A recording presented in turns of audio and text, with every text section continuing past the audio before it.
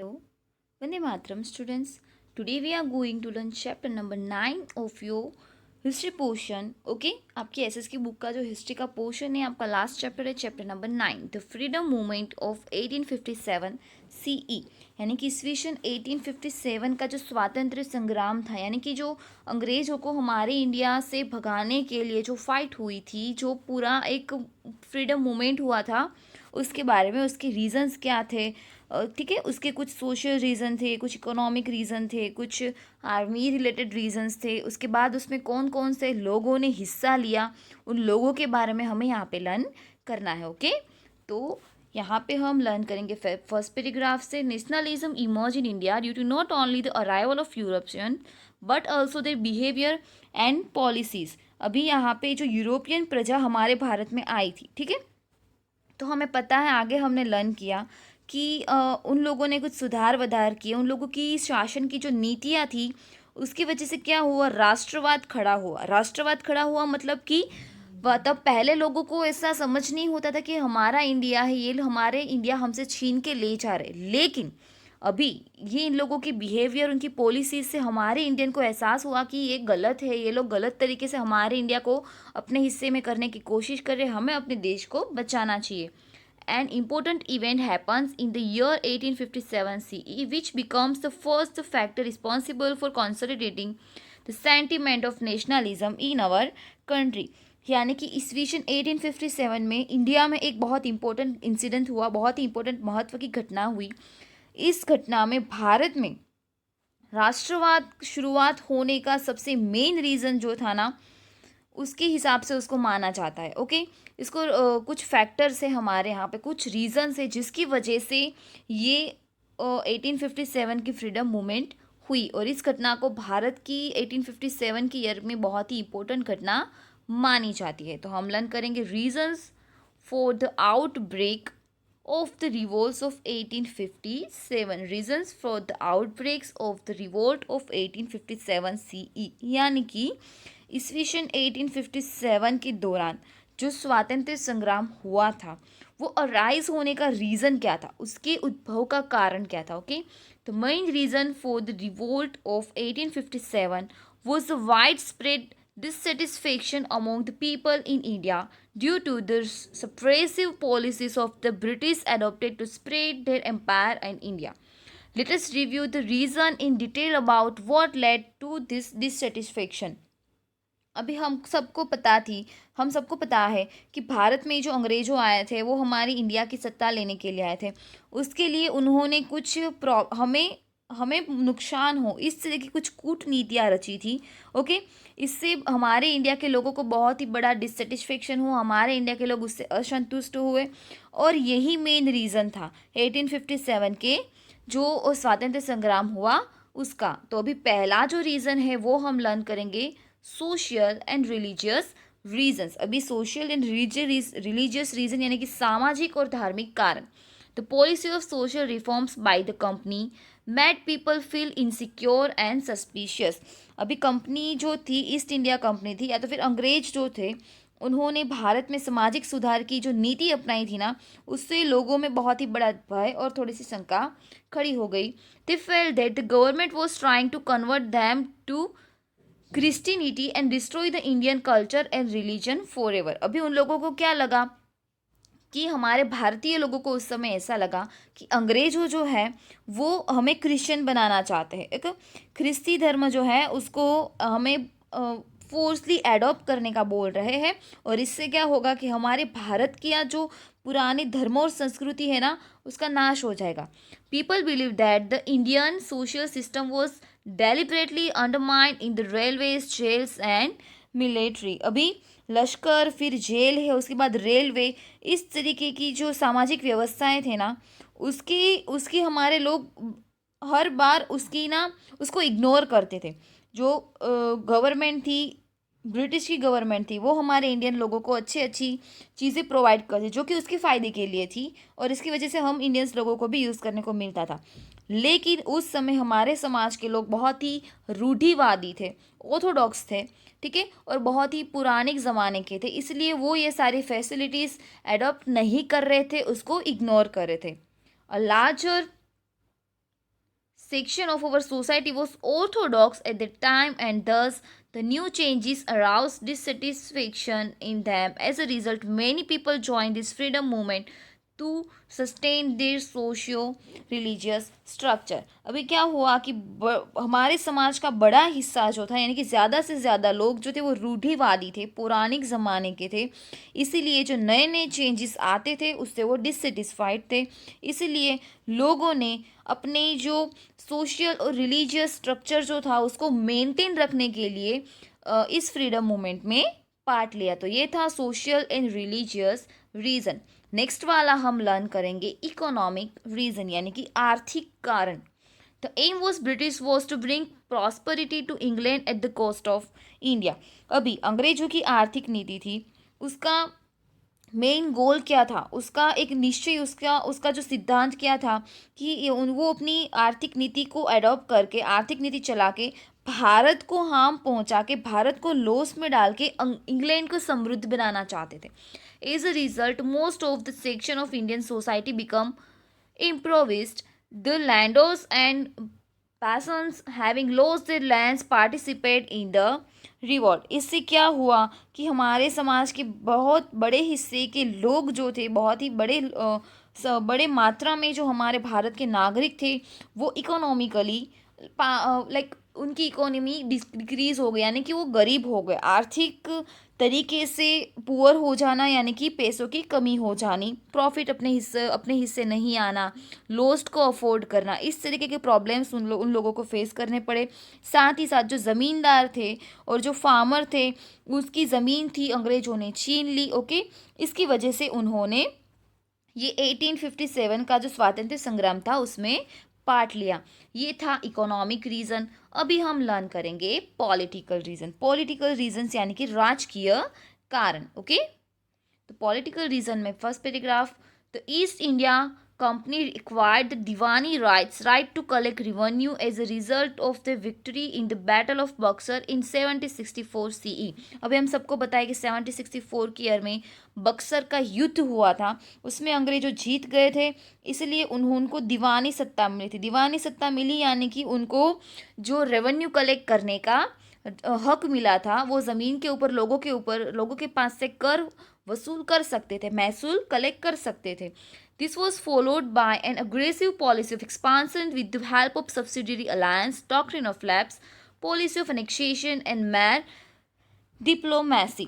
अभी इससे क्या हुआ कि बहुत सारे अधिकारियों ने अन्यायी विग्रह किया, उसके बाद लोगों को परेशान करना शुरू किया, उसके बाद जो अनेक्सेशन पॉलिसी थी, जो खालसा नीति थी, उसके बाद अयोग्य तरीके से लोगों को जोड़ने की क्रिया थी, बहुत सारी लाइक चीटिंग करके. हम सबको पता है खालसा नीति है, उसके बाद सहायकारिक नीति है, जो सब्सिडरी अलायंस और अनेक्सेशन पॉलिसी, इसकी वजह से उन लोगों ने हमारे भारतीय जनता का लाइक गलत तरीके से फ़ायदा उठाया. ओके, और उनकी जो शासन पद्धति थी, जो सारे राजा शासन करते थे, अंदर अंदर उन लोगों के बीच में फ़ाइट की, और वो फाइट करवाई अंग्रेज़ों ने, और सत्ता की किन्होंने ले ली, अंग्रेजों ने फिर अपने हाथ में सत्ता ले ली.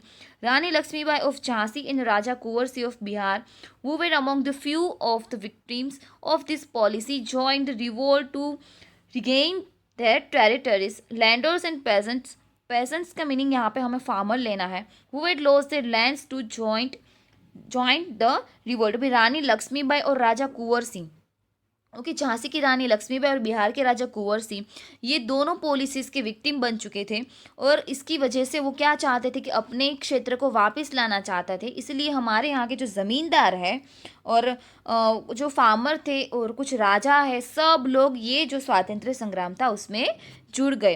तो यहाँ पे हम ये फैक्टर्स क्यों लर्न कर रहे हैं, क्योंकि इसकी वजह से हमें धीरे धीरे पता चलता है कि किस तरीके से लोग परेशान हुए थे, कौन कौन से रीज़न से लोग ये फैक्टर में, ये जो फाइट थी उसमें शामिल होना चाहते हैं.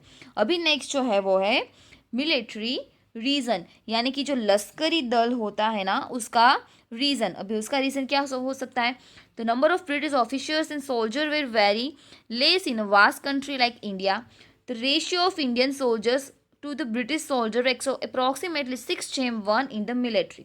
अभी यहाँ पे क्या हुआ था, भारत एक बहुत बड़ा देश है, इसीलिए भारत में जो ब्रिटिश लोग आए थे तो ब्रिटिशरों की सैनिक और उनके अधिकारियों की संख्या बहुत ही कम थी। इसीलिए उन्होंने क्या किया कि भारतीय लोगों को अपने लश्कर में शामिल कर लिया और उन लोगों को इंडियन सिटीजन को इंडियन के खिलाफ होने को ही बोला। तो वहाँ पे कितना रेशियो था, 6 इंडियन सैनिक होते थे, इंडियन सोल्जर्स होते, उसके सामने एक 1 ब्रिटिश सोल्जर होता था। ओके, तो higher position in the military were reserve for the British. अभी हम उनके लश्कर में सबसे ज़्यादा संख्या थी हमारे भारतीय लोगों की, लेकिन जो सबसे बड़ा होद्दा किसको चाहता था, ब्रिटिश जो होता था उसको।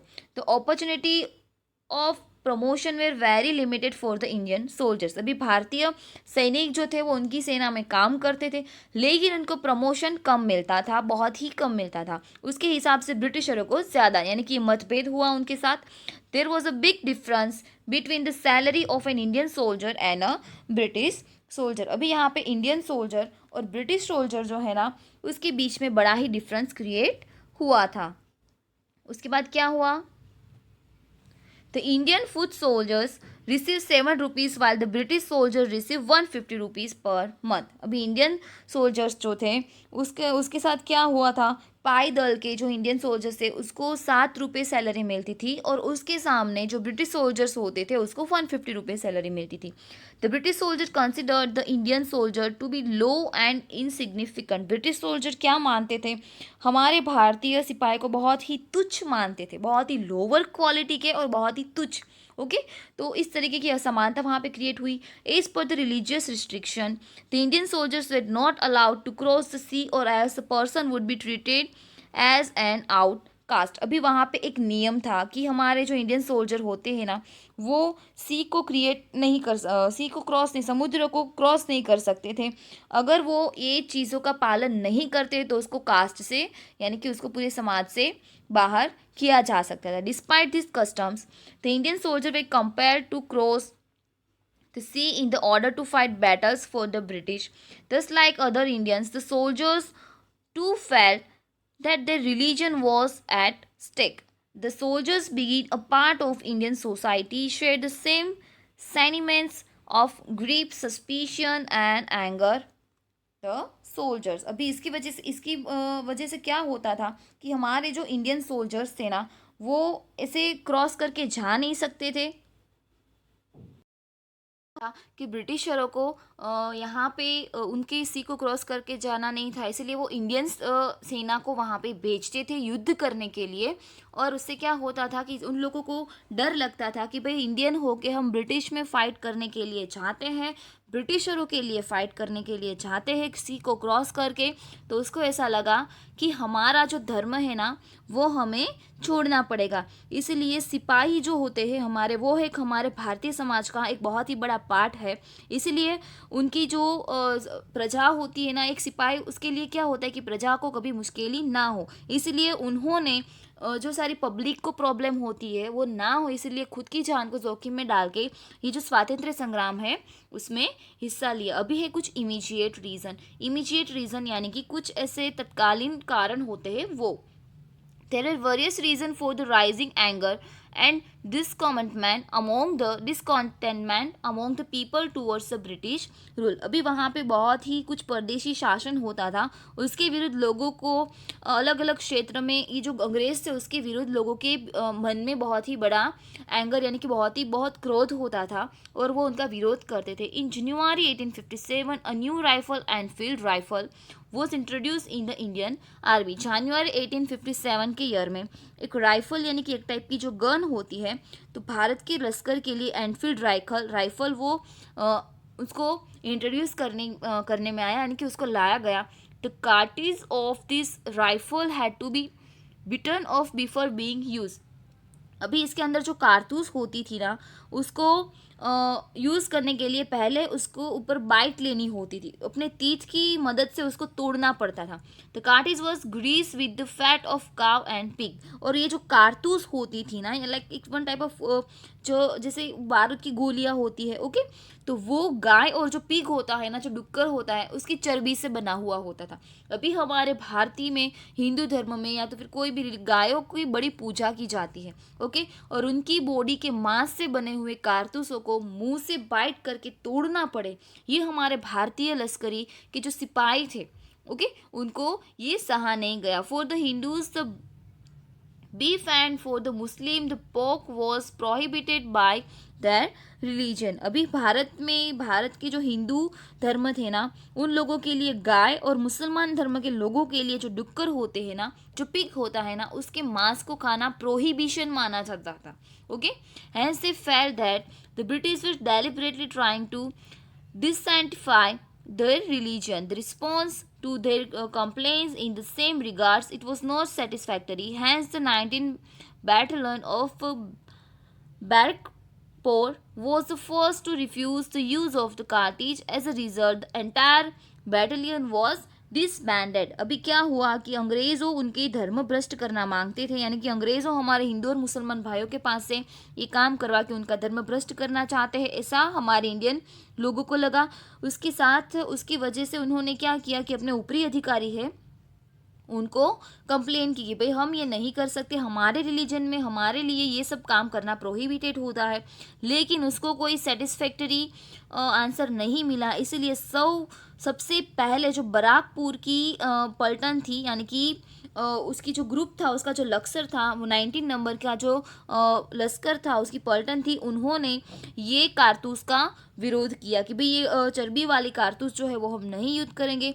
इसीलिए ये जो पूरी पलटन थी ना, उसको बिखेरा गया. ओके, ये था पहला एक्शन. ओके, आगे की स्टोरी हम नेक्स्ट वीडियो में लर्न करेंगे, आगे का चैप्टर. ओके, तब तक के लिए आपको अच्छे से समझना है और अच्छे से लर्न कर लेना है, ताकि आप अच्छे से पूरा पोर्शन समझ सको नेक्स्ट वाला. ओके, वंदे मातरम.